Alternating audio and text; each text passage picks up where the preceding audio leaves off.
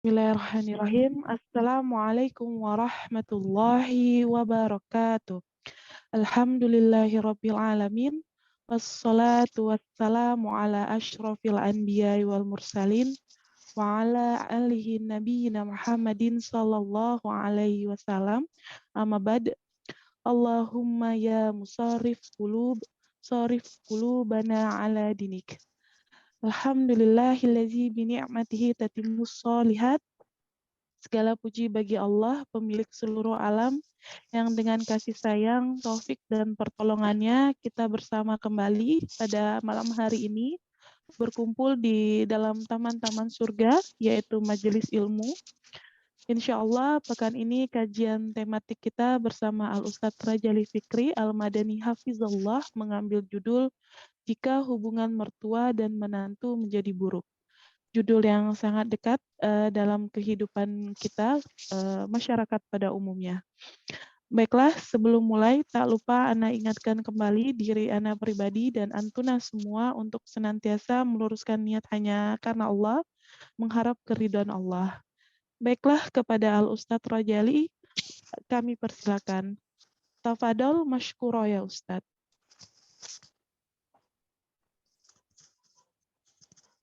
Alhamdulillahi Rabbil Alamin. Wassalatu wassalamu ala asyrafil anbiya'i wal mursalin nabiyina Muhammadin wa ala alihi wa sahbihi ajma'in. Asyhadu an la ilaha illallah wahdahu la syarikalah wa asyhadu anna Muhammadan abduhu wa rasuluh sallallahu alaihi wa ala alihi wa sahbihi wasallam. Fa inna asdaqal hadis kitabullah wa khairul hadi Muhammadin sallallahu alaihi wasallam wa syarrul umur muhdatsatuha wa kullu muhdatsatin bid'ah wa kullu bid'atin dhalalah wa kullu dhalalatin finnar. Ya ayyuhalladzina amanu taqullaha haqqa tuqatih wa la tamutunna illa wa antum muslimun. Ummahat wa thalibat rahimakumullah. Assalamualaikum warahmatullahi wabarakatuh. Kembali kita bersyukur kepada Allah Subhanahu wa taala dengan syukur yang dalam. Pada malam hari ini kita kembali diberikan taufik oleh Allah Subhanahu wa taala, dan karena pertolongannya kita bisa bersama dalam majelis yang tentunya ini adalah bahagian dari kegembiraan seorang mukmin dan keberuntungannya, karena dalam majelis ini Allah mengiming-imingi kepada kita pahala yang akan memberatkan timbangan amal kita, dan keinginan kita untuk memperoleh faedah-faedah ilmu, ya, sehingga hubungan kita dengan Allah dalam beribadah kepadanya lebih benar dan tepat. Ya. Salawat dan salam semoga selalu tercurah kepada Nabi kita yang agung Rasulullah Sallallahu Alaihi Wasallam, keluarga dan para sahabatnya tanpa terkecuali. Mengambil tema, ya, bila hubungan mertua dan menantu ya menjadi buruk, ya, kita akan mulai bahasan ini ya dengan membacakan firman Allah. A'udzubillahi minasyaitonirrajim. Huwallazi khalaqal mauta wal hayata liyabluwakum ayyukum ahsanu amala. Dialah Allah yang menjadikan kematian dan kehidupan itu ya sebagai ujian, ya, untuk menguji ya kepada kalian siapa di antara kalian yang terbaik amalnya. Ya. Ayat ini memberikan gambaran kepada kita bahwa hakikat dari kehidupan dan kematian ini adalah ujian, ya. Dan yang namanya ujian, maka tentu seseorang yang menjalaninya akan merasakan adanya kesulitan-kesulitan yang harus dia hadapi. Ya. Innama yuwaffas sabirina ajruhum bighairi hisab. Ya. Tapi orang-orang yang bisa bersabar dalam menjalani ujian itu, ya Allah menjanjikan kepada mereka balasan yang tidak ada batasnya, ya. Artinya dibalas kesabaran itu dengan balasan tanpa batas. Ya. Ummahat wa tholibat rahimakumullah. Seperti yang kita tahu bahwa kehidupan kita di dunia ini adalah eh, akan menghadapi berbagai macam ujian apa namanya sebagai sebuah keniscayaan di dalam kehidupannya. Begitu juga di dalam perkawinan, ya. Dalam perkawinan, ya, seseorang bisa saja dia akan menghadapi ujian-ujian, ya. Bisa jadi ujian dalam perkawinan itu datangnya dari sisi suami, ya. Atau suami pun dapat ujian dari sisi istri, ya. Dari sisi anak, ya. Dari sisi harta, ya. Dari sisi orang tua, ya. Ataupun mertua. Jadi di dunia ini eh, tidak ada perkawinan yang sempurna, ya. Tetapi kenyataannya bahwa perkawinan yang dijalani, ya, itu adalah hubungan yang seringkali, ya, penuh dengan rintangan, ya, yang membutuhkan kerjasama dan komitmen dari kedua belah pihak. Kita katakan bahwa perkawinan yang kuat itu adalah perkawinan yang di mana suami istri mereka berjuang, ya, untuk melewati masa sulit bersama. Ya. Namun kita tahu bahwa pada titik tertentu, ya, hubungan kuat pernikahan itu bisa saja terganggu, ya, keadaannya dengan segala sesuatu, ya. Gangguan-gangguan itu bisa dipengaruhi, ya, dari beberapa hal, ya. Misalnya karena kurangnya komunikasi, ya, antara suami istri, ya. Bisa jadi munculnya rasa bosan, ya. Kemudian bahkan gangguan dari apa namanya dari orang tua, ya, dari mertua, ya. Yang mana di dalam banyak kasus bahwa hubungan mertua dengan menantu itu, ya, kerap diwarnai dengan konflik, ya. Sehingga hubungan keduanya pun menjadi buruk. Dan terutama, ya, perseteruan antara mertua ibu, ya, dengan menantu perempuannya. Dan ini apa namanya survei yang dilakukan oleh para ahli di dunia, ya, yang menyebutkan 60-70% perkawinan itu, ya, hubungan antara mertua dengan menantu, ya, terganggu, ya, ya, menjadi hubungan yang buruk. Dan tentunya ini adalah ujian di dalam kehidupan perkawinan. Bahkan tidak sedikit, ya, perceraian terjadi disebabkan karena hubungan yang buruk antara mertua dan menantu, ya. Konflik antara mertua dan menantu itu, ya, terutama seperti yang kita sebutkan tadi antara mertua perempuan dengan menantunya, ya, menantu perempuannya, ya. Karena kalau antara mertua dengan menantu lelaki, ya, ini presentasinya jauh lebih kecil, ya, maksimal hanya 15%, ya, dalam survei-survei yang ada. Jadi sebab-sebab terjadinya tentu banyak sekali, ya, yang tidak mungkin kita bisa bahas satu persatu dalam pertemuan kali ini, ya. Ada karena perbedaan karakter, ya. Perbedaan karakter antara mertua dan menantu, ya, perbedaan ekspektasi, ya. Kemudian bisa jadi juga karena mertua terlalu sering ikut campur dalam urusan rumah tangga anaknya, ya, atau sebab lain karena antara keduanya, yakni mertua dan menantu ini menganggap mereka itu sebagai kompetitor, ya. Jadi hubungan mereka dikaitkan dengan eh, suami dan anak lelaki itu, ya, mereka seolah-olah berkompetisi. Ya. Bisa jadi karena cara pandang yang berbeda, ya, memunculkan konflik, ya, cara pandang terhadap sesuatu perkara, atau kebiasaan buruk, yakni suka membanding-bandingkan.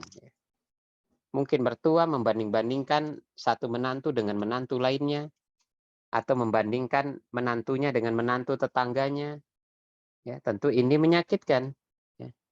Sebaliknya, si menantu juga bisa mengimbanginya dengan membanding-bandingkan antara mertuanya dengan mertua temannya. Nah, ini repot, ya. Maka membanding-bandingkan ini adalah perkara yang menyakitkan, ya. Begitu juga suami kalau sudah membanding-bandingkan istri dengan istri yang lain, atau istri temannya atau istri tetangganya, maka ini akan memunculkan konflik, ya, dan sebaliknya juga, ya.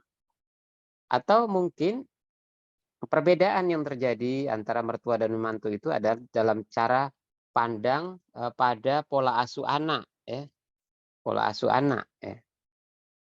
Atau juga karena sebab-sebab lainnya, ya. Nah, di antaranya mungkin karena tinggalnya masih satu atap, ya.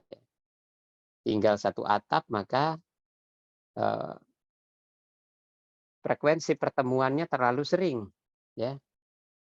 Ngobrolnya terlalu banyak.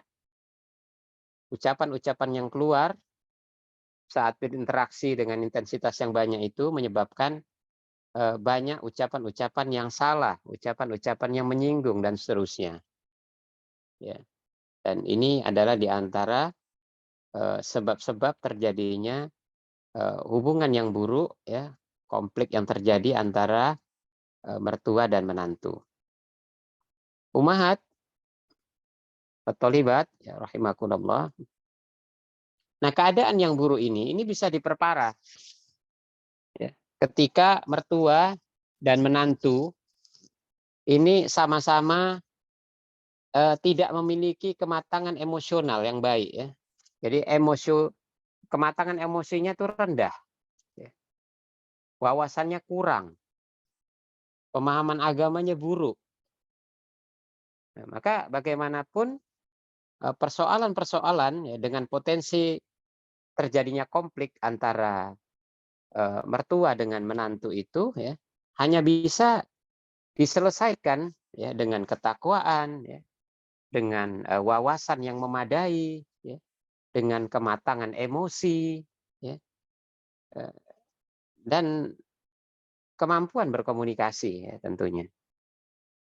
Kalau seandainya hal-hal yang disebutkan itu, ketakwaan, wawasan, emosi, kematangan emosi, ya, gagap dalam berkomunikasi, ya, atau terlalu buruk dalam berkomunikasi, ini tidak dimiliki oleh pihak-pihak tersebut, maka dikhawatirkan konflik pun semakin lama semakin buruk, ya. Kita tahu bahwa dalam kasus, misalnya di dalam kasus mertua yang terlalu sering ikut campur dalam urusan rumah tangga anaknya misalnya. Kenapa masalah ini bisa terjadi, ya? Ya, masalah ini terjadi karena peluang ini dibuka oleh pasangan suami istri sendiri, ya. Di mana sepasang suami istri tidak memiliki kematangan, ya, kematangan yang baik, tidak cukup memiliki kedewasaan, sehingga jika terjadi konflik antara mereka berdua, maka masalah ini pun mereka ekspos, ya, ke rumah atau ke hadapan orang tua mereka, ya. Sehingga pihak mertua pun merasa dirinya dilibatkan dalam urusan mereka, ya. Akhirnya mereka pun cenderung untuk mencampuri, ya. masalah-masalah yang terjadi di antara sepasang suami istri. Apalagi kalau kita mendapati dalam beberapa kasus di mana ada mertua yang dia memiliki kecenderungan ya membabi buta untuk hanya membela anaknya, ya. Tidak peduli anaknya itu kondisinya ya, keadaannya salah atau benar. Yang penting dia membela anaknya, ya. Karena tidak semua mertua itu memiliki cara pandang yang baik ya, tidak memiliki kebijaksanaan, keadilan, dan dia tidak memiliki kadar yang cukup ya pengetahuannya untuk menengahi masalah konflik di rumah tangga anaknya. Oleh karenanya dalam hal ini, jika ada sepasang suami istri yang cenderung selalu mengekspos masalah rumah tangganya kepada orang tua, maka ini adalah salah satu jalan atau pintu yang dibuka begitu lebar sehingga masalah yang terjadi bukan mereda, ya, tetapi justru menjadi lebar. Kalau sudah seperti ini maka eh, hubungan antara anak dan menantu ya maka menjadi semakin buruk. Sikap yang benar bagaimana? Sikap yang besar adalah jika sepasang suami istri itu mereka memiliki ketakwaan dan memiliki kedewasaan, ya. Sehingga masalah mereka adalah masalah mereka berdua. Mereka selesaikan dengan cara komunikasi, ya, dengan menyepakati, ya, dengan kesepakatan bersama, ya. Mereka upayakan untuk bisa menyelesaikannya, kecuali pada masalah-masalah yang sangat pelik, ya, sehingga mereka berdua tidak mampu untuk menyelesaikan hanya berdua saja, ya, tapi harus melibatkan pihak ketiga, ya, apakah orang tua atau orang lain. Atau libat yang dirahmati, ya, lain lagi dalam kasus misalnya di mana hubungan mertua dan menantu itu eh, seperti berkompetisi. Ya, dalam hal ini mungkin mertua, ya, mertua perempuan biasanya itu lebih dekat kepada anak lelakinya, ya, sehingga ketika ada perempuan lain yang hadir dalam kehidupan anaknya, ya, secara tidak sadar ia merasa tersaingi, ya, merasa tersaingi. Maka ibu mertua ini pun takut ya kalau putranya ini jadi lupa ya dan mengabaikan dirinya karena asik dengan keluarga barunya. Ada seorang ibu dia merasa bahwa dia telah mengasuh anak lelakinya ini dari bayi ya sampai besar ya. Dan begitu hadir perempuan lain yang mendampingi anaknya, dia khawatir anaknya ini akan diubah menjadi orang lain. Ya, sehingga ia pun berusaha untuk berkompetisi dengan menantunya ya, dalam meraih perhatian dan simpati dari anak lelakinya. Atau mungkin sebaliknya, seorang menantu perempuan justru dia memiliki rasa cemburu yang berlebihan, ya, karena mungkin dia lihat suaminya sangat perhatian sama ibunya, ya, sayang sama ibunya, bahkan masih bermanja-manja dengan ibunya. Maka ia pun merasa kalau dirinya itu sebagai istri kurang dicintai, ya, masih kurang diminati. Maka keadaan itu akhirnya membuat dia jadi membenci keberadaan ibu mertuanya. Nah, ini adalah kondisi yang nggak sehat. Ya. Ini adalah kondisi yang tidak sehat. Umahat, ini berbeda. Ya. Jika kedua ibu dan ibu mertua tadi dan menantu itu sama-sama memiliki ketakwaan, ya, memiliki kematangan emosi yang baik, maka sang ibu dia tentunya memiliki kasih sayang yang penuh, ya, sekaligus memiliki keikhlasan yang besar. Ya. Ia mencintai anak lelakinya, tapi ia juga mencintai istri atau pendamping dari anak lelakinya. Nah, itu satu paket. Ya. Ia mendoakan ya kebahagiaan untuk keduanya, ya, anak dan menantunya, dan memberikan kesempatan untuk mengatur biduk rumah tangganya sendiri. Begitu pula karena sang menantu memiliki ketakwaan, memiliki kematangan emosi, wawasan, maka sang menantu pun ia menyadari bahwa eh, suaminya itu bukan hanya miliknya sendiri, tapi suaminya itu adalah juga milik orang tuanya, milik ibunya. Ia mengerti dan memahami bahwa ibunya, ya, orang tuanya itu adalah palang pintu surga bagi suaminya. Ya. Maka dia pun terus mendorong, mensupport suaminya untuk memberikan rasa bakti yang besar kepada orang tuanya. Ya. Karena hakikat mencintai itu adalah dia mencintai apa yang dicintai oleh orang yang dicintai. Hakikat mencintai itu adalah dia ikut bahagia apabila orang yang dicintainya bahagia. Itulah hakikatnya mencintai sebenarnya. Ya. Dan eh, seorang istri yang bertakwa, ya, dia pasti teringat dengan wasiat dari Allah Subhanahu wa taala, ya. Ketika Allah berfirman, wa qadha rabbuka alla ta'budu illa iyyahu wa bil walidaini ihsana, ya. Dan ingatlah ketika Rabbmu berwasiat, ya, kepadamu, ya, alla ta'budu, ya, agar supaya alla ta'budu illa iya, ya, agar supaya kamu hanya beribadah kepada Allah saja, ya. Wabil walidaini ihsana, dan kepada kedua orang tuamu hendaklah berbuat baik, ya.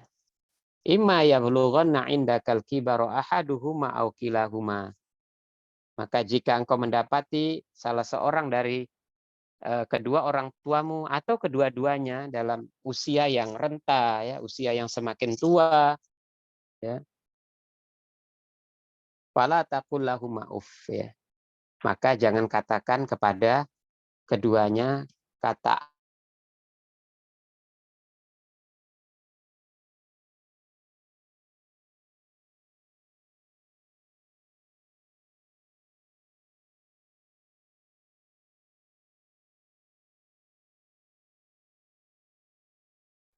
Afwan, Ahwat, apakah di Ana saja suara Ustadz tidak terdengar?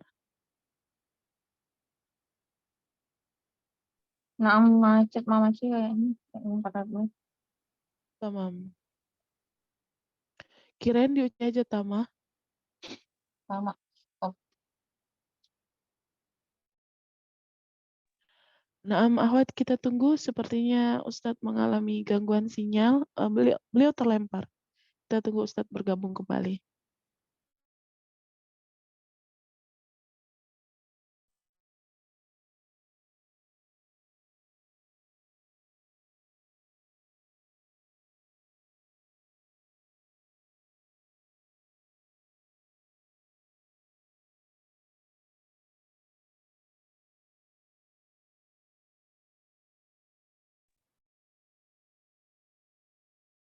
Ya, jika sang menantu tidak cukup memadai, ya, memiliki ilmu, ya, memiliki ketakwaan, maka dia pun akan menuduh suaminya itu seorang suami yang kurang bertanggung jawab, yang masih mengabaikan keluarga, yang hanya memperhatikan orang tuanya, padahal dia punya istri dan anak, dan seterusnya. Ini adalah sangkaan-sangkaan yang tidak didasari pada ilmu dan ketakwaan. Kita sebutkan contoh kasus lainnya, ya. Misalnya konflik yang terjadi antara mertua dan menantu itu disebabkan karena cara pandang, ya, yang dimana terjadi perbedaan cara pandang dalam urusan pola asuh anak, ya. Misalnya mertua merasa bahwa dirinya telah memiliki pengalaman yang banyak dalam hal pengasuhan anak, ya, sehingga tanpa ia sadari, ya, ia pun berusaha mengambil peran, ya.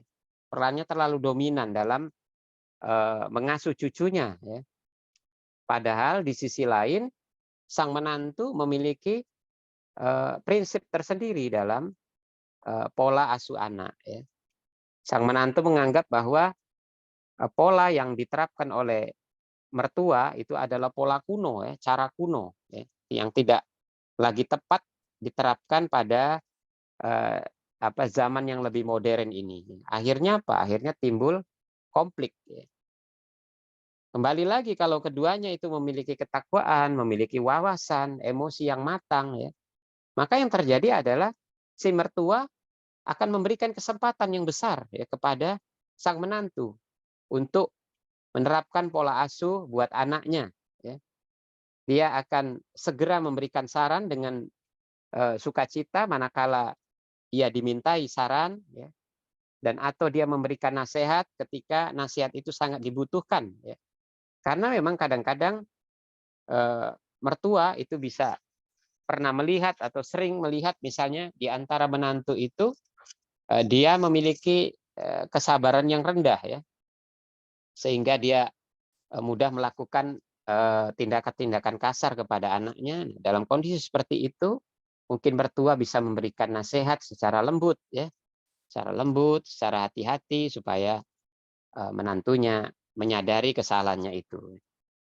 Sebaliknya, sang menantu ya, yang baik tadi, yang punya ketakwaan, yang punya kematangan emosi, ya, dia akan berusaha untuk menghargai dengan penghargaan yang tinggi ya kepada mertuanya ya, manakala mertuanya memberikan masukan ya, walaupun mungkin masukan sang mertua itu dia tidak terima sepenuhnya ya, tetapi di permukaan dia berusaha untuk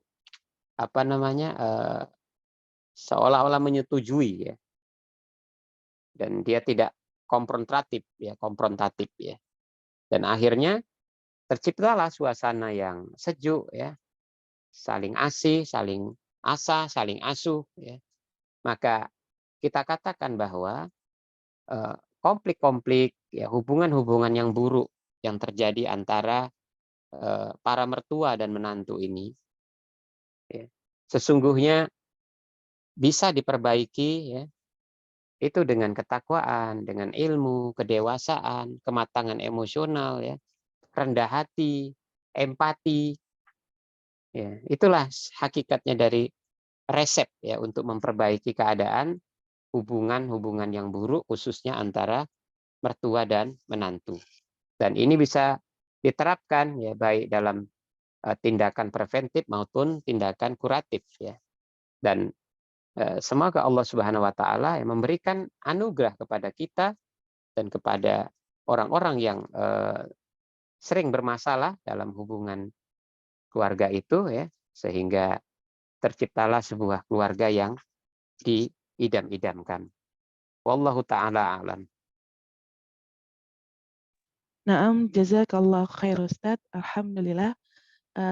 Baiklah, akhwati fillah. Apabila ada yang ingin bertanya, tafadhol untuk raise hand atau menuliskan di kolom chat, bisa juga japri ana. Tamam Ustadz, ana izin membacakan pertanyaan yang telah masuk terlebih dahulu Ustadz. Bismillah, Ustadz izin bertanya. Uang suami adalah uang suami.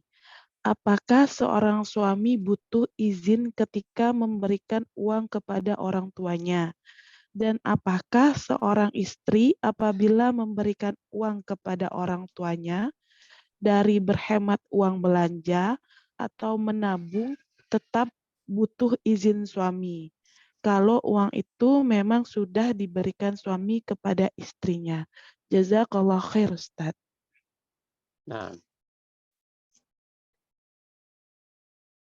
uang suami adalah harta suami. Ya. Hukum asalnya jika suami hendak memberikan kepada orang tuanya sebagiannya, maka dia tidak memerlukan izin dari istri. Ya, begitu juga istri, jika dia memiliki uang sendiri, apakah dari gajinya atau dari belanja yang disebutkan oleh suaminya, ya bahwa itu adalah hakmu, ya sisa belanja itu untukmu, dia simpan, lalu dia berikan kepada orang tuanya, maka hukum asalnya dia tidak perlu izin ya kepada suami karena itu hartanya sendiri ya, kecuali dia ambil dari harta suami. Tetapi yang terbaik adalah jika masing-masing mereka ini ya memberikannya melalui perbincangan ya atau kesepakatan. Ya. Mengapa? Karena seorang suami yang dia memberi kepada orang tuanya dengan dukungan ya, atau support dari istri, maka ini akan memunculkan ketenangan ya, lebih tenang. Apalagi seorang istri jika dia memberi kepada orang tuanya dengan izin suaminya, apalagi dengan support dari suaminya, maka ini melahirkan ketenangan ya. Dan keduanya akan mendapatkan tambahan pahala karena mereka menyepakati dalam perkara-perkara kebajikan. Ya. Jadi ini harus dibedakan dari sisi hukum dan dari sisi keutamaan. Ya. Kalau memang itu masing-masing adalah kepemilikannya suami dan kepemilikannya istri, maka hukum asalnya tidak perlu izin. Tetapi jika mereka bisa menyepakatinya, ya bahkan mereka mengalokasikannya misalnya untuk orang tua sepakat, maka ini lebih baik. Ya. Kecuali pada kondisi-kondisi yang tertentu ya.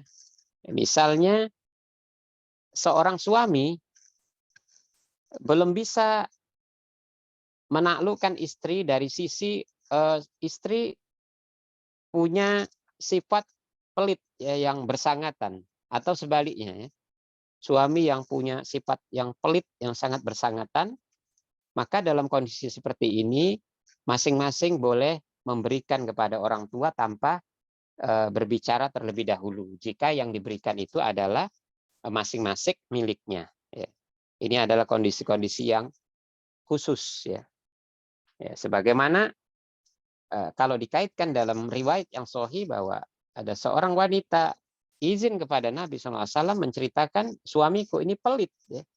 Sampai pelitnya itu menutupi hakku dan anakku. Maka Rasulullah ketika ditanya apakah aku boleh mengambil uangnya tanpa izin, maka Rasulullah katakan ambillah secukupnya untukmu, dalam artian tidak berlebihan, tapi secukupnya untuk memenuhi hakmu ya, misalnya hak belanja, hak untuk anaknya. Ini menjadi sisi pendalilan bahwa pasangan yang teramat pelit sehingga mengabaikan kewajibannya dan mengambil hak pasangannya, boleh diambil hartanya sekadarnya saja. Nah, Ustadz, jazakallah khair Ustadz. Pertanyaan selanjutnya Ustadz. Bismillah. Ahwan Ustadz, izin bertanya di luar tema. Ini ada titipan pertanyaan dari teman. Beliau tinggal di lingkungan yang benar-benar awam dengan agama, baik dalam keluarga maupun dalam kampusnya. Dan semasa SKH, beliau ini sering ngehibahin teman-temannya. Semasa sekolah, beliau ini sering ngegibahi teman-temannya sampai korbannya itu sakit hati. Yang ingin ditanyakan, apa bisa dosa ghibah dihapus dengan tobat nasuha? Dan sepertinya beliau ini sudah meminta maaf kepada sebagian orang-orang yang dulu digibahinya. Dan apakah orang-orang yang digibahinya itu nanti tetap akan menuntutnya di akhirat walaupun beliau sudah minta maaf? Jazakallah khair Ustaz. nah masalah ghibah sebagai dosa besar yang menyebabkan kebangkrutan amal dari seorang pada hari kiamat, ini disebutkan oleh para ulama terkait dengan bagaimana cara bertobatnya ya. Sebagian ulama mengatakan bahwa dosa ghibah itu bisa hilang dengan tobat ya, tobat saja ya, tanpa harus meminta maaf kepada si korban. Tapi pendapat yang lain mengatakan bahwa kesempurnaan taubat dari ghibah adalah dengan mendatangi korban dan meminta maaf ya. Tetapi ada pendapat yang lain ya, yakni pendapat yang kompromistis di mana jika diyakini bahwa dengan meminta maaf kepada korban akan justru mendatangkan kemarahannya ya, memunculkan konflik baru, maka kondisi seperti ini seorang tidak perlu minta maaf sama si korban, ya, tetapi dia berusaha mengimbangi dengan menyebutkan kebaikan-kebaikannya, ya, memuji-muji dia di mana dia dulu menjadikan orang ini korbannya sebagai bahan gunjingannya, ya. Tetapi Allah Subhanahu wa taala sangat mengerti, ya, kondisi hambanya dan isi hati hambanya. Apakah dia bertobat dengan tobat nasuha atau tidak, ya. Selebihnya dia perhatikan, ya, kondisinya yang disebutkan para ulama tadi, apakah memungkinkan bagi dia untuk meminta maaf, ya, kepada korban, atau dia menangguhkan permintaan maaf itu karena dia mengkhawatirkan terjadinya konflik baru, ya. Karena ada sebagian orang kalau kita minta maaf dia senang, ya.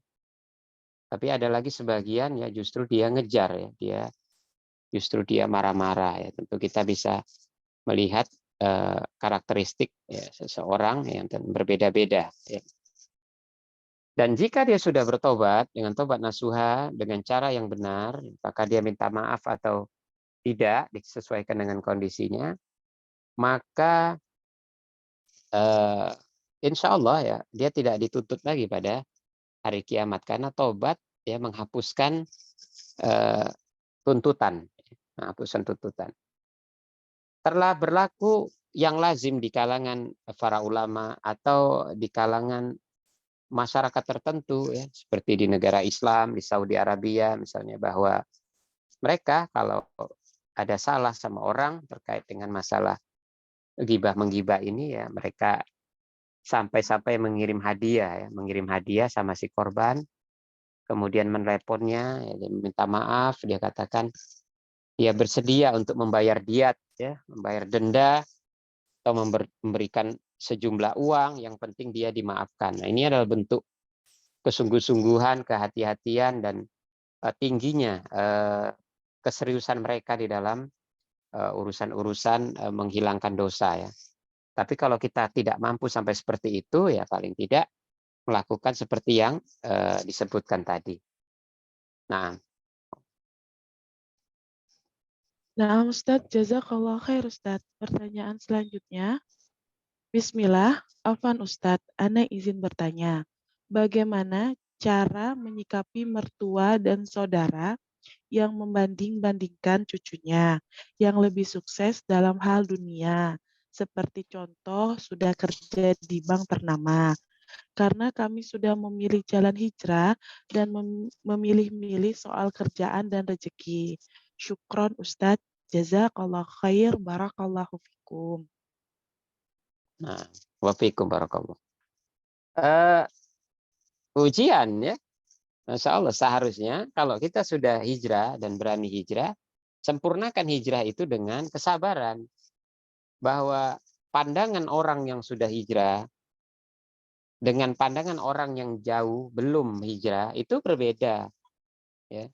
Pandangan seorang yang bertakwa, pandangan orang yang orientasinya akhirat dengan orang yang berorientasi pada dunia itu berbeda, seperti perbedaan langit dan bumi. Jadi nggak bisa diketemukan, ya.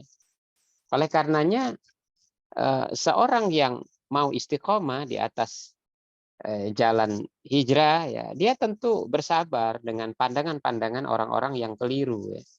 Harusnya dia senyum. Lihatlah perkataan-perkataan indah dari para ulama, ya, seperti yang disebutkan Imam Hasan Al-Basri rahimahullahu taala. Jika seorang melampauimu dalam urusan dunia, maka kejar dia lampaui dengan urusan akhirat. Ya, manusia secara umum melihat orang lain itu, ya, dari sisi harta, dari sisi kemampuan, kekayaan, seterusnya. Tapi ini bukan pandangannya orang bertakwa. Orang bertakwa nggak seperti itu. Ya, dia mungkin melihat kekayaan itu positif saja jika untuk bisa dipakai dan dibelanjakan untuk perkara-perkara yang di jalan Allah Subhanahu wa taala, tetapi bagi dia kekayaan dan kemiskinan, ya, sama saja. dan dia tidak menentukan kemuliaan dan ketinggian seseorang. Ya, tentu berbeda dengan orang-orang yang tidak memiliki pemahaman terkait dengan itu. Maka bersabarlah, biarlah anak kita dianggap, atau kita sebagai anak dianggap rendahan karena tidak memperoleh bagian-bagian dari dunia yang besar, ya, dibanding-bandingkan dengan yang lebih sukses dan seterusnya. Ya, senyum-senyum saja. Bagaimana kita mau memaksa orang untuk memiliki persepsi yang sama dengan kita? Kita belajar agama, kita mengetahui ketinggian itu adalah apa yang dianggap tinggi oleh Allah Subhanahu wa Ta'ala. Sementara orang yang jauh dari agama, mereka nggak paham terkait dengan itu. Kita nggak bisa tolak. Ya, kalimat subhanallah wa bihamdi saja, itu setiap ucapan disebutkan satu batang pohon kurma ditanamkan di surga untuk kita.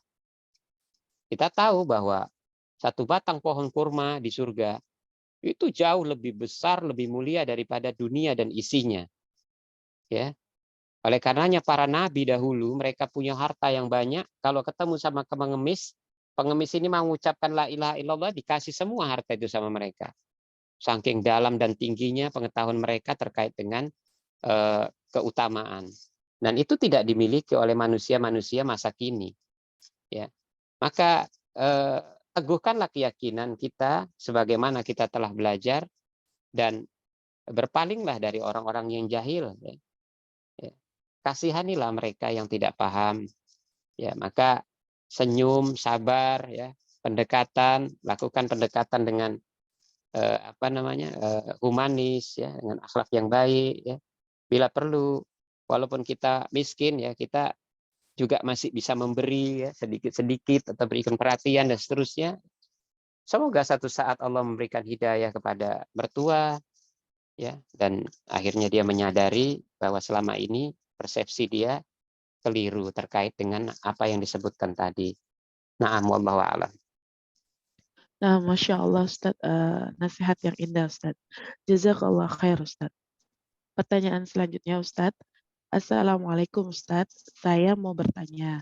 Sekarang saya lagi dikasih amanah untuk mengasuh mertua saya yang sudah berumur 70 tahun.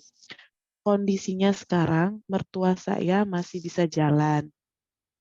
Tapi dia kalau buang air kecil dan besar suka tercecer di lantai. Dan mohon maaf Ustadz, dia tidak pernah mau menerima kalau dia buang air besar dan kecil suka tercecer. Jadi saya sebagai menantu serba salah. Sedangkan posisi saya punya anak balita yang masih susah diatur.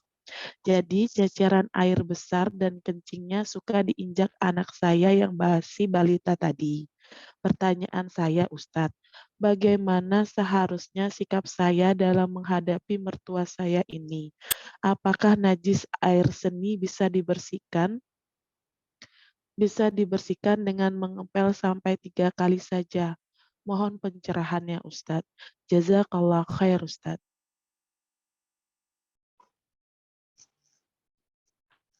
Subhanallah, ya. Ya, yang bisa dilakukan menangislah, ya. Menangis, ya. Katakan kepada Allah, ya, bahwa ini adalah ujian terbaik, ya. Kalau ada kesempatan urus mertua, ya, apalagi kalau urus mertuanya karena permintaan suami, ya. Berarti ini kan menambah peluang, ya, untuk mendapatkan keridhaan suami, ya, dan surga yang dijanjikan. Melakukan sesuatu itu terasa berat atau ringan itu tergantung motivasinya. Motivasinya. Sebagaimana kita sebagai orang tua terhadap anak, ya, apa yang tidak berat? Dari mulai mengandung terasa berat, melahirkannya, sudah lahir sampai tidur-tidur kita kurang, ya, kadang kita pun sakit-sakitan, ya, karena kurang tidur, ya. Anak kita sakit, kita pun ikut sakit, ya.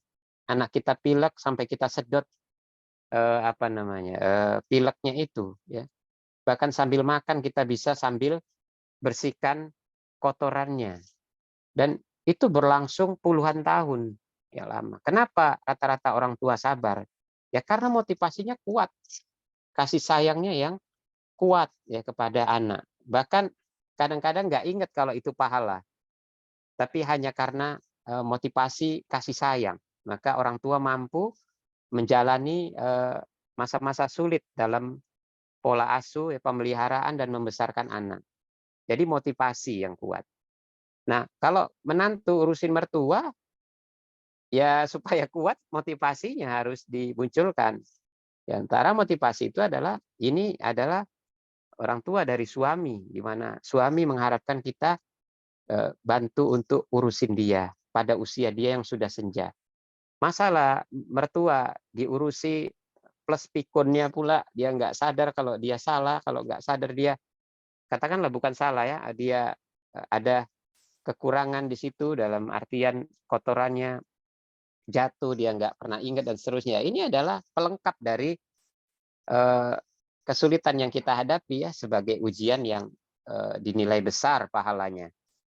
Maka nggak ada obat, nggak ada jalan ya, kecuali dengan bersabar ya, berharap membayangkan pahala-pahala dikumpulin setiap hari ya, dan ini akan berbuah kebaikan. Jika ini bisa dilalui ya bagi ummahat yang menjalaninya, tentu dia sudah menggoreskan dengan tinta emas ya satu sejarah yang tidak akan bisa dilupakan oleh suami ya. Dia memiliki seorang istri yang begitu tulus memelihara ibunya ya dengan penderitaan, dengan tangisan, dalam artian tangisan bahagia. Ya, adapun kotorannya maka bersihkanlah semampu kita ya. Setiap kotoran yang dibersihkan itu mendulang pahala dan seterusnya. Jadi hanya itu nasihat yang bisa diberikan ya supaya menjadikan seorang yang berada dalam kondisi sulit itu menjadi lebih ringan ya, bahkan mungkin dia mensyukuri akan apa yang ada yang dijalaninya itu berdasarkan motivasi yang ingin pahala yang ingin dia raih sebagai motivasi yang besar dalam melakukan perkara yang dia keluhkan. Semoga Allah meridhoi, memudahkan dan memberikan ketenangan dalam batin ya, sehingga ini bisa berlalu ya sampai Allah mentakdirkan ya di akhir kehidupan sang mertua. Nah, Amin ya rabbal alamin. Jazakallah khair Ustaz. Pertanyaan selanjutnya Ustaz. Ini satu pertanyaan ada 3 Ustaz. Assalamualaikum Ustaz, mau bertanya. Pertanyaan pertama, apa berdosa misalkan anak kumpul baik dengan teman atau dengan keluarga, terus mereka sengaja video atau foto lagi kumpul-kumpul. Ternyata di video atau foto itu ada aurat kebuka dari teman atau saudara Ana, misal kaki, pergelangan tangan, atau jilbab yang tidak menutup dada. Lalu diposting di sosial media, dan Ana mengetahui itu. Apakah Ana ikut berdosa? Lalu pertanyaan selanjutnya, apakah lihat status sosial media keluarga atau teman itu bisa melalaikan waktu, Ustadz? Pertanyaan selanjutnya, bagaimana menghindari ghibah dari grup WA grup atau grup sosial media lainnya. Misal ada yang viral dibahas di grup atau bahas si A, B, C, tapi kita tidak komentar di grup. Apakah termasuk dosa karena mendengar ghibah? Jazakallah khair, Ustaz. ya, nah, ketiga-tiganya ini bisa disimpulkan dalam satu perkara ya, bahwa di antara kebaikan Islamnya seorang itu adalah dengan dia meninggalkan perkara-perkara yang tidak berguna. Kata Rasulullah SAW, min husni islamil mar'i ya, tarkuhu ma la yu'ni ya. Di antara kebaikan seseorang ya, keislamannya itu ya adalah dengan meninggalkan perkara-perkara yang tidak berguna. Bahkan Allah menyebutkan di antara ciri-ciri penghuni surga Firdaus itu ya, kata Allah, pada aflahal mu'minun ya, sungguh beruntung orang-orang yang beriman, alladzina hum fi sholatihim khosyi'un walladzina hum 'anil lagwi mu'ridun. Ya, ini orang-orang yang khusyuk dalam sholatnya, kemudian orang-orang yang berpaling dari perkara yang sia-sia. Maka jika kumpul dengan keluarga, kumpul dengan ini, ya, perkaranya hanya perkara-perkara yang tidak ada manfaat, apalagi ada urusan-urusan dosa di situ seperti foto-foto dan seterusnya, kemudian diposting, ya padahal ada aurat di situ, maka ini usahakan hindari. Dan kalau sudah terlanjur terjadi, maka jika keliru ada yang fatal, misalnya ada aurat di situ, segera beritahukan, nasihati dan minta untuk dihapus ya. Itu kewajiban kita. Kalau misalnya ditolak ya sudah, yang penting kita sudah sampaikan. Begitu juga bersibuk-sibuk diri dengan status sosial media, keluarga dan seterusnya. Lalu ngurusin grup pada perkara-perkara yang nggak ada manfaatnya ya. Manfaat ini timbangannya adalah akhirat ya. Kumpul sama keluarga itu ada manfaatnya ya, dari sisi menyambung silaturahim. Tentu dengan dibarengi dengan perkara-perkara baik lainnya, seperti misalnya adanya nasihat dan seterusnya. Tetapi berlezat-lezat dengan perkara-perkara yang hanya menghabiskan waktu dan tidak ada pahala yang bisa ditimbang di situ, maka ini termasuk bagian dari menghabis-habiskan usia ya. Kalau kita terlalu sibuk dengan perkara-perkara yang viral, ya, terlalu sibuk dengan sosial media, ya, selalulah bertanya kepada diri, kira-kira ini ada manfaat tidak? Ya, kira-kira ada manfaat tidak? Karena kalau kita tidak selalu bertanya begitu, ini manfaatnya ada pahalanya tidak di sini? Ada ilmu tidak yang bisa kuserap di sini? Kalau itu tidak ada, tapi tetap kita lakukan, maka kita sudah masuk dalam kesia-siaan. Dan kita sudah buang-buang umur. Ya, inilah yang disebut dengan kerugian. Ya. Padahal orang-orang soleh ketika mereka wafat, ya, ketika mereka berada di surga, ya, mereka masih menyesal dengan beberapa detik yang mereka lewatkan tanpa zikrullah. Ya. Apalagi orang-orang yang terbiasa dengan buang-buang waktu. Maka penyesalan mereka bukan penyesalan biasa, ya, tapi penyesalan yang rasanya sudah menjadi siksaan yang berat ya sebelum mereka disiksa. Maka dalam kehidupan ini hanya dua.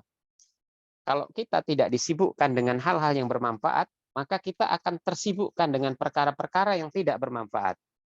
Kalau kita tidak disibukkan dengan perkara-perkara yang mendatangkan pahala, maka kemungkinan kita akan disibukkan dengan perkara-perkara yang hanya mendatangkan dosa. Dan kehidupan itu hanya begitu. Ya. Kalau nggak timur, dia barat. Oleh karenanya berusahalah diri untuk memperbaiki diri, banyaklah bergabung dan bergaul dengan orang-orang yang mengerti manfaat, yang berlomba-lomba dalam kebaikan, ya. Sehingga kita terbiasa untuk menyayangi waktu kita ini, usia kita ini, ya, dengan hanya memanfaatkan pada perkara-perkara yang baik. Ya, ini tidak harus melazimkan ya seseorang menjadi sama sekali tidak bergaul dengan manusia lainnya ya, bukan begitu maksudnya. Tapi pastikan bahwa bergaul dan berinteraksi pun tetap ada manfaat di dalamnya, ada manfaat yang diambil ya, baik manfaat dunia maupun manfaat akhirat. Nah, wallahu a'lam. Nah, Ustadz, jazakallah khair, Ustadz. Pertanyaan selanjutnya. Bismillah, Afwan Ustadz izin bertanya di luar tema. Anak saya, Ikhwan, ingin melamar seorang akhwat. Dari pihak perempuannya, minta dipakein cincin oleh saya, ibunya dari pihak laki-laki. Tapi saya bilang ke anak laki-laki saya, tidak ada pemakaian cincin di saat melamar. Tolong bilang ke pihak perempuannya, karena dari pihak perempuannya belum mengenal sunnah. Itu gimana Ustadz dengan keputusan saya kepada anak laki-laki saya itu? Kalau saya tidak mau memakaikan cincinnya. Jazakallah khair Ustadz. Iya, ini adalah bagian dari batu sandungan ya di antara pernikahan dua keluarga yang masih berbeda ya dalam sisi pemahaman ya, dan ini lazim ketemu kita dalam kehidupan sehari-hari. Dalam hal ini tentunya ini masih perkara yang masih sederhana ya, hanya sekedar suruh memakaikan cincin kepada calon istri ya, itu sebagai pengikat katanya gitu. Ini yang dipahami oleh orang-orang awam. Maka lakukanlah komunikasi ya, komunikasi secara mendalam ya, secara kekeluargaan. Ini bisa dilakukan komunikasi kalau memang permintaan ini datangi dari keluarga wanita, maka orang tua lelaki bisa mendatangi orang tua wanita pada kondisi-kondisi tertentu ya, sekedar mungkin bawa oleh-oleh makanan ya, sambil ngobrol, mendekatkan diri gitu, sambil berusaha untuk menyepakati hal-hal yang akan dilakukan ke depannya, termasuk meminta izin untuk tidak pakai prosesi memakaikan cincin kepada ini. Ya, alasannya bilang, ya kita ini kan orang Islam, kita kan berusaha ya, berusahalah untuk tidak menyerupai ya, ngikut-ngikuti gaya orang-orang non Muslim ya. Orang-orang non Muslim itu di antara kebiasaan mereka adalah ya mengikat-ikat perkawinan tuh sebelum perkawinan dengan cincin-cincin begitu ya. Gimana lah? Biasanya ini jangan jangan dipaksakan sekali pertemuan, mungkin bisa 2-3 kali pertemuan, nggak masalah. Proses yang dilakukan itu sudah dapat pahala semua, karena urusannya adalah bagaimana bisa berkomunikasi dengan mereka dan menyepakati perkara-perkara yang terlarang agar tidak dilakukan. Sebatas kemampuan mereka mencerna. Karena memang repotnya begini, memang kalau kita bertemu, berhadapan, dan berinteraksi dengan orang yang belum mengenal agama, ya mau tidak mau kita yang memahami mereka, walaupun tidak harus ikut maunya mereka, tapi kita memahami kadar yang mereka punya ya. Tapi kalau kita langsung paksakan, langsung pasang antipati ya terhadap apa yang mereka minta, tentu tidak ketemu ya, tidak ketemu. Tetapi berkomunikasi yang baik ya, berusaha untuk bisa memahamkan ke mereka sekadar nalar dan kemampuan mereka mencerna, maka ini tentu lebih baik ya. Semoga Allah mudahkan dalam perkara ini. Nah, Ustadz, jazakallah khair, Ustadz. Pertanyaan terakhir, Ustadz. Assalamualaikum, Ustadz. Bagaimana sikap seorang istri apabila selalu dibanding-bandingkan dengan anak perempuan dari ibu mertua? Bahwa hasil didikan ibu mertua, anak perempuannya lebih rajin, lebih baik daripada istri anak laki-lakinya. Jazakallah khair, Ustadz. Iya, Waalaikumsalam warahmatullahi wabarakatuh. Tentunya kepribadian ibu mertua yang membanding-bandingkan, kita katakan ini kepribadian yang nggak baik ya. Ini kepribadian yang nggak baik dan hanya menyakiti. Dan ini bukan cara yang tepat dalam memperbaiki ya. Karena membanding-bandingkan itu tidak efektif ya, kecuali hanya membuat orang yang dibanding-bandingkan itu merasa sakit hati ya. Tetapi kepada sang menantu yang dalam hal ini sepertinya jadi korban ya, maka yang pertama dilakukan adalah bersabar ya. Bersabar, bagaimanapun itu ibu mertua dan dia memiliki karakter seperti itu dalam memperbaiki ya, dengan membanding-bandingkan ya. Walaupun itu adalah bagian dari kesombongan ya, merasa bahwa anaknya lebih the best ya, anaknya lebih baik daripada sang menantu.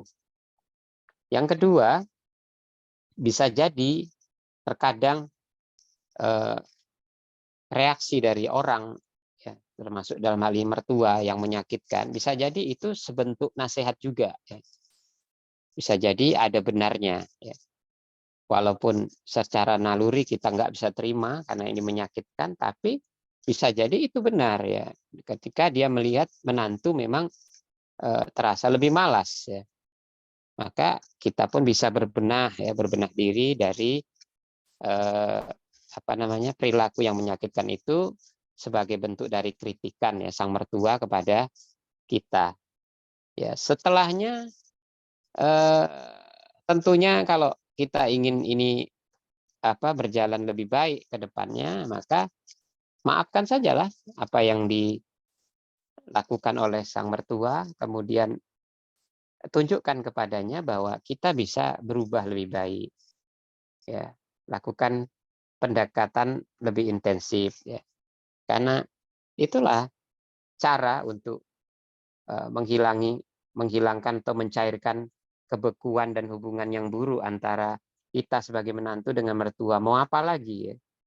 Kalau kita tidak bersabar dan tidak berusaha untuk mencairkan konflik ini atau masalah ini, ya tentu tidak akan pernah terjadi hubungan yang lebih baik. Ya, semoga Allah memberikan pahala yang besar atas kesabaran sang menantu, memberikan pelajaran dalam kasus ini, dan menjadikan sang menantu pun menjadi menantu yang lebih baik, ya, istri yang lebih soleha, dan berbagai pahala dan kebaikan lainnya.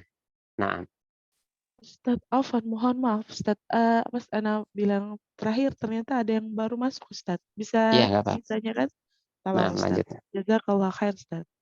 Assalamualaikum warahmatullahi wabarakatuh. Ustadz, izin bertanya.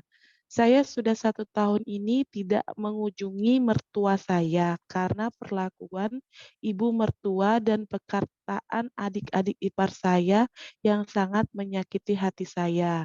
Sehingga ketika saya hendak berkunjung ke sana, kaki saya rasanya terasa berat, teringat akan perlakuan mereka kepada saya dan anak-anak.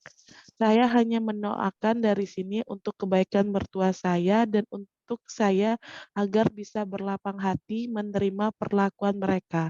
Tetapi sampai saat ini belum bisa Ustadz. Apa yang harus saya lakukan? Apakah saya berdosa belum berkunjung Ustadz?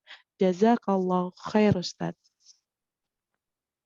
Nah, yang pertama ya bertakwa kepada Allah Subhanahu wa taala.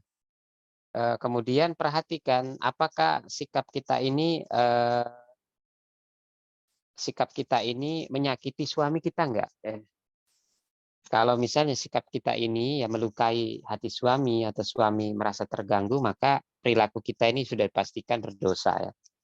Sudah dipastikan berdosa karena suami menjadi tersinggung atau paling tidak dia merasa luka ya karena istrinya tidak lagi merasa nyaman dengan orang tuanya, di mana dia sebagai anak lelaki juga harus berbakti kepada orang tuanya. Ya, maka dalam kondisi seperti ini, sang istri harusnya mengalah ya demi keredoan suami, demi supaya tidak menyakiti hati suami. Ya, seharusnya dia bisa memaafkan. Ya. Yang ketiga, kalau memang seandainya suami pun tidak sakit hati atau suami pun cuek-cuek saja, nggak ada masalah, nggak melakukan kunjungan pun sepertinya nggak ada masalah, tetapi kita sebagai menantu berharap pahala dari situ untuk melengkapi atau menyempurnakan perbuatan baik kita kepada suami, malah kita yang ngajak suami misalnya, maka ini adalah peluang ya untuk mendapatkan pahala yang besar ya. Tapi ingat, niatkan karena Allah Subhanahu wa taala demi kenyamanan dan keridhaan suami ya. Ya, seandainya tidak ada dampak apapun ya, tidak kunjungin beberapa tahun, suami nggak pernah marah, suami nggak pernah sakit hati dan seterusnya, ya sepertinya secara umum tidak masalah, tetapi tetap saja rugi ya karena ada peluang pahala yang besar ya. Dan seorang tentunya kesempatan hidup yang diberikan Allah Subhanahu wa taala, dia berusaha untuk mengisi dengan kesempatan-kesempatan mendulang pahala ya, jangan disia-siakan. Dan di antara kesempatan kita mendulang pahala itu adalah dengan berbuat baik kepada orang lain ya, apalagi kepada orang tua dari suami kita yang kita cintai. Nah, wallahu a'lam. Nah Ustadz, Alhamdulillah itu tadi pertanyaan terakhir. Tafadol untuk ditutup kajian kita pada malam hari ini dengan untayan nasihat singkat Ustaz. Nah, Ummahat Tholibat rahimakumullah ya. Jadi bila terjadi hubungan yang buruk ya antara mertua dan menantu ya, maka konflik ini ya, memang sebaiknya dimediasi oleh suami ya. Karena suami itu adalah sosok penengah ya, yang biasanya ibu mertua kita itu bisa lebih mendengar ya ketimbang daripada menantunya ya. Demikian juga sebaliknya ya, biasanya sang menantu yang sudah mencap mertua buruk, maka dia harusnya lebih bisa mendengar kata-kata suaminya. Ya, oleh karenanya memang dalam hal ini suami hendaklah bertakwa kepada Allah Subhanahu wa taala dan dia bisa bersikap dengan sikap yang netral ya, bisa menenangkan satu sama lain ya. Serta bisa melihat pemicu konfliknya itu apa antara kedua pihak ya, dengan perspektif yang positif tentunya. Ya begitu juga berdasarkan pembahasan tadi ya yang kita sebutkan tadi bahwa masih bergantungnya keluarga kecil kita pada orang tua ya, di dalam satu atap misalnya, itu akan menimbulkan rasa orang tua itu mempunyai hak yang lebih besar ya, yang akhirnya dia pun berusaha untuk mengatur kehidupan rumah tangga anaknya. Maka kasus-kasus yang terjadi pada orang-orang yang masih satu atap dengan mertua tetapi terjadi konflik ya, sebaiknya ya dihimbau untuk membangun keluarga sendiri ya, yang mandiri ya. Karena cara ini bisa menjadi cara ya untuk membuat batasan dengan orang tua atau mertua sehingga konflik yang tidak diinginkan itu ya menjadi lebih redah ya. Namun sebagai seorang mukmin ya, ummahat wa tholibat ya, kita tentu meyakini bahwa apapun yang terjadi di alam semesta ini adalah suatu takdir yang telah Allah tetapkan ya, dan kita meyakini bahwa setiap kesulitan yang kita jalani yang menimpa kita itu semuanya ada ladang pahalanya ya kalau kita bersabar ya, dengan kesabaran di atas keinginan mengharapkan ya keridhaan Allah Subhanahu wa taala ya. Innama yuwaffas sabirina ajrohum bighairi hisab ya. Sungguhnya seorang yang sabar itu dia akan diberikan ganjaran oleh Allah dengan ganjaran tanpa batas ya. Semoga Allah Subhanahu wa taala memperbaiki keadaan-keadaan kita ya, bisa memperbaiki keadaan kita sendiri, bisa memperbaiki keadaan orang lain ya, keluarga kita, dan semoga Allah menjadikan setiap kebaikan-kebaikan kita ya bernilai ya, pahala yang akan memberatkan timbangan amal kita di hari yang kita sangat membutuhkan amalan-amalan itu ya.